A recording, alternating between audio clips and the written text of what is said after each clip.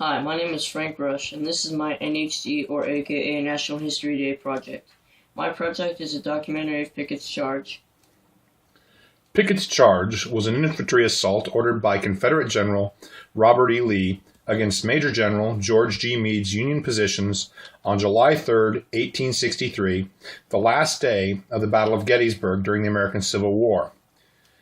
Its futility was predicted by the commander, Lieutenant General James Longstreet, and it was arguably an avoidable mistake from which the Southern war effort never fully recovered from psychologically. The farthest point reached by the attack has been referred to as the high watermark of the Confederacy war effort. The charge is named after Major General George Pickett, one of three Confederate generals who led the assault under General Longstreet. After the Confederate attacks on both Union flanks had failed, Lee was determined to strike the Union center on the third day. On the night of July 2nd, General Meade correctly predicted that Lee would attack his lines at the center the following morning. Pickett's charge was planned for three Confederate divisions, commanded by Major General George Pickett, Brigadier General J. Johnson Pettigrew, and Major General Isaac R. Trimble, consisting of troops from Lieutenant General James Longstreet's 1st Corps and Lieutenant General A.P. Hill 3rd Corps.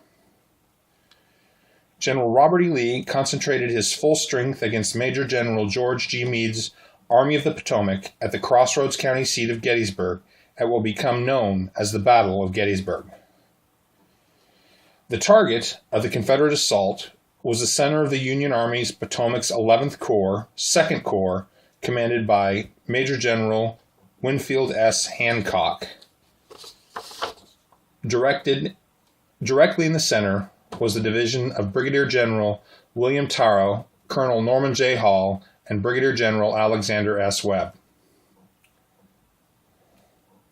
The infantry charge was preceded by what General Lee hoped would be a powerful and well-concentrated cannonade of the Union center, destroying the Union artillery batteries that could defeat the assault and demoralize the Union infantry.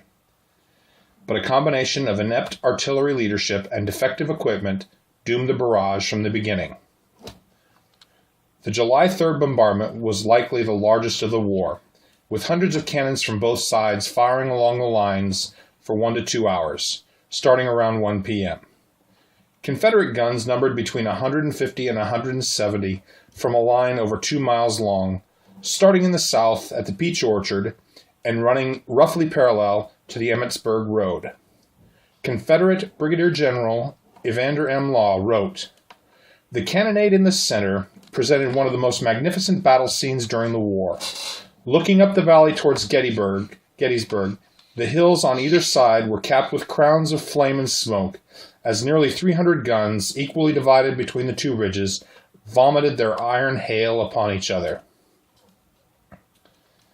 Despite its ferocity, the cannon fire was mostly ineffectual.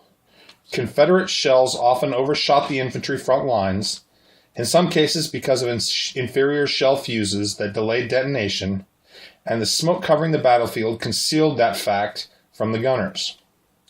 Union Artillery Chief Brigadier General Henry J. Hunt only had about 80 guns to conduct counter-battery fire. The geographic features of the Union line had limited areas for effective gun emplacement. He also ordered that the firing cease to conserve ammunition. But to fool Alexander, Hunt ordered his cannons to cease fire slowly, to create the illusion that they were being destroyed one by one. By the time all of Hunt's cannons ceased fire, and still blinded by the smoke from the battle, Alexander fell for Hunt's illusion and interpreted this to mean that many of the batteries had been destroyed. Hunt had to resist strong arguments of General Hancock, who demanded Union fire to lift the spirits of the infantrymen pinned down under Alexander's bombardment. Even Meade was affected by the artillery. The Leicester House was a victim of frequent overshots, and he had to evacuate his staff to Powell's Hill.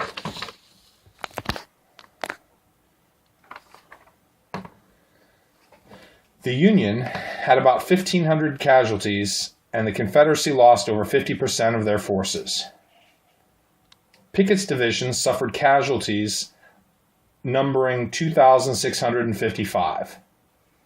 Pettigrew's division suffered 2,700 casualties. Trimble's brigade suffered 885 casualties. Wilcox's brigade suffered 200 casualties. Long's brigade suffered 400 casualties. The total casualty count for the Confederacy at Pickett's charge was 6,555. Over 3,740 Confederates were captured. Pickett's charge and the Union taking of Vicksburg garrison, which split the Confederate Army in two, cost the Confederacy the war.